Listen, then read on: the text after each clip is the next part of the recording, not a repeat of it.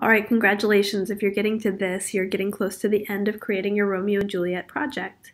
I want to talk to you about the closing slide, which is perhaps the trickiest slide to think about. And really, this is a slide about theme. What is the story really about? Let's look in more detail what that means. So for an example, I'd like you to read this story by Aesop. It's an Aesop fable, which is a story that tells a moral. I'll read it to you. A lion lay asleep in the forest, his great head resting on his paws.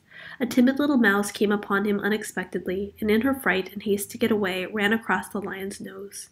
Roused from his nap, the lion laid his huge paw angrily on the tiny creature to kill her. "Spare me," begged the poor mouse. "Please let me go, and someday I will surely repay you." The lion was much amused to think that a mouse could ever help him, but he was generous and finally let the mouse go.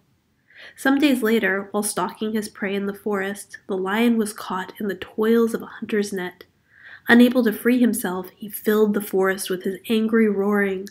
The mouse knew the voice and quickly found the lion struggling in the net.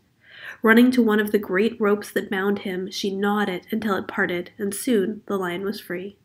"You laughed when you said I would repay you," said the mouse. "Now you see that even a mouse can help a lion." Okay, so if we're going to look at this story, there's a lot of different morals that we could get. So perhaps it's a story that makes the point you never know who can help you out. Or maybe the point of the story is that we shouldn't underestimate small things or small people. Maybe the moral of the story is never to overestimate your own strength, because even the powerful can get trapped. Or maybe the moral of the story is kindnesses will come back to you. You can see they all make sense. The story all leads us to think about these big ideas. Okay, the moral that Aesop chose is the moral of the story that Aesop chose is a kindness is never wasted. And really this is a theme. And a theme is the big idea that we can take away from the story. Another way to think about it is that it's the message the author is trying to show through the story. A theme is made up of a topic, here, kindness, and what the author thinks about it. Here, kind things that you do will come back to you, kind of like karma. Okay, so a theme is a big idea and what the author thinks about it.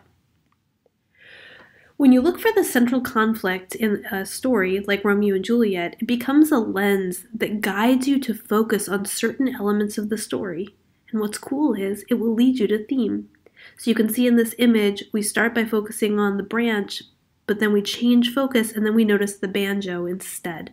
And that's kind of the way focusing on a central conflict works. It'll bring different parts of the story into focus for you so you notice them differently. So as you try to figure out what your closing slide will say, think about what is Shakespeare saying about your conflict. Ask yourself, what are the forces that were in conflict in your version of Romeo and Juliet?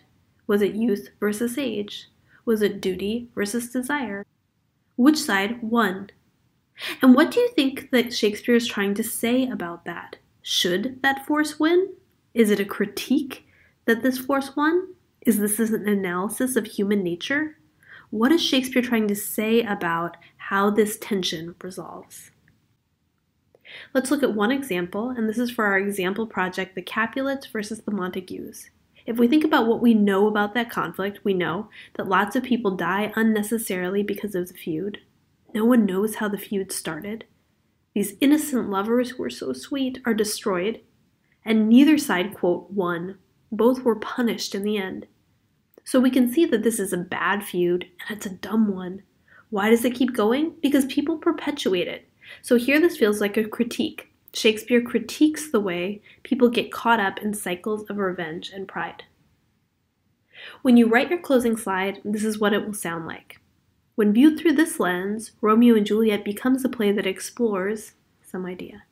When we focus on this conflict, Romeo and Juliet becomes a story about, or Shakespeare criticizes the way that, or Shakespeare questions our tendency to, or Shakespeare shows the value of, or Shakespeare reflects on the way that people.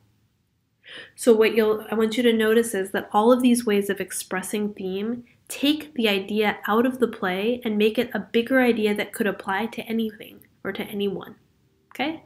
So good luck as you look for theme. Please run it by us if you have questions, because this is the most exciting slide to hear what you think.